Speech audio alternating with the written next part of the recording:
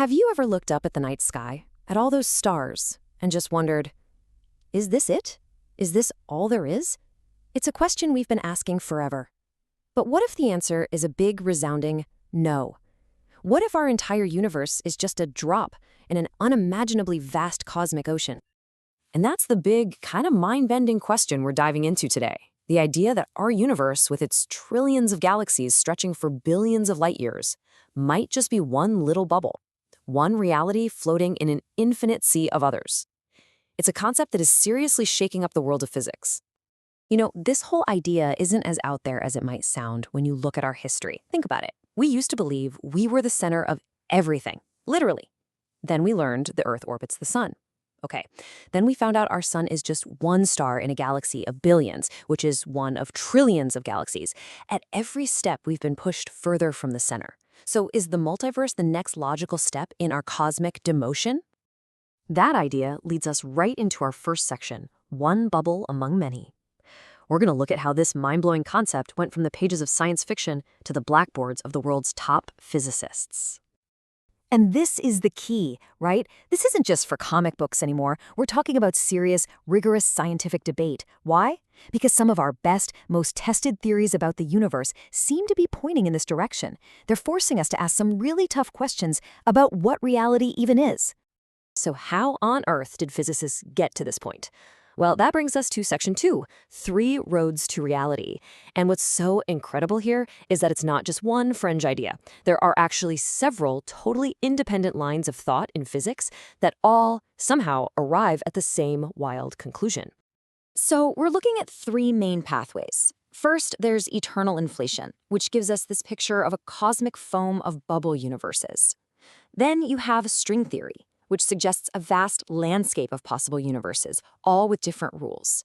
And finally, the many worlds idea from quantum mechanics, which imagines reality constantly splitting into a tree of parallel timelines. Let's break them down. All right, first up, eternal inflation. The basic gist is that the Big Bang that created our universe wasn't the beginning. It was just a beginning. Imagine the insane expansion of space right after the Big Bang. Well, this theory says that expansion never really stopped. It's still happening out there, and every so often, a little pocket of space stops expanding and cools down, forming its own bubble universe, just like ours. Next, we've got string theory. Now, this is one of the biggest contenders for a theory of everything. A key part of it is the idea of extra hidden dimensions of space. The theory says that the way these extra dimensions are curled up and configured determines the laws of physics. And because there are a staggering number of ways to configure them, you get a landscape of possible universes, each with its own unique physics. And just how vast is this landscape? Well, the math suggests there could be 10 to the 500th power possible universes. That's a 1 with 500 zeros after it. I mean, our brains literally can't process a number that big. It's just a way of saying the number of possibilities is, for all intents and purposes, endless. And our third road, man, this one is probably the weirdest of them all. It comes from the spooky world of quantum mechanics. You know how a quantum particle can be in multiple states at once? The many worlds idea says that whenever a choice is made at the quantum level, the universe itself splits. So in one universe, the particle went left. In another, brand new universe, it went right. Every possibility happens just in its own parallel reality. Okay, so we've got these incredible, almost sci-fi theories. But is there any reason to believe them? Any actual evidence? Well, this brings us to what might be the single most compelling argument for the multiverse. Our universe seems to be perfectly cooked. It's what physicists call the fine-tuning problem, and it's a huge mystery. When you look at the fundamental numbers that run our universe, things like the strength of gravity or the mass of an electron, they seem balanced on a knife's edge. If you change them even a tiny, tiny bit, life as we know it would be totally impossible.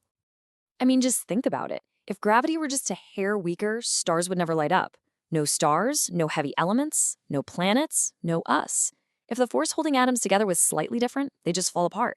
Our universe's recipe had to be just right. So the big question is, why? Was it just a ridiculously lucky accident, or is something else going on? This is where the multiverse offers a pretty elegant solution. It says our universe isn't a miracle, it's just a statistical outcome.